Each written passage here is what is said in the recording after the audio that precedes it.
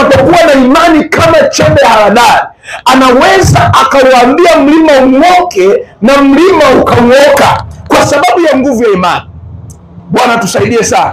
Kuna baadhi ya watu ambao wamepata mpenyo kwa kuamini tu, kwa kuamini tu.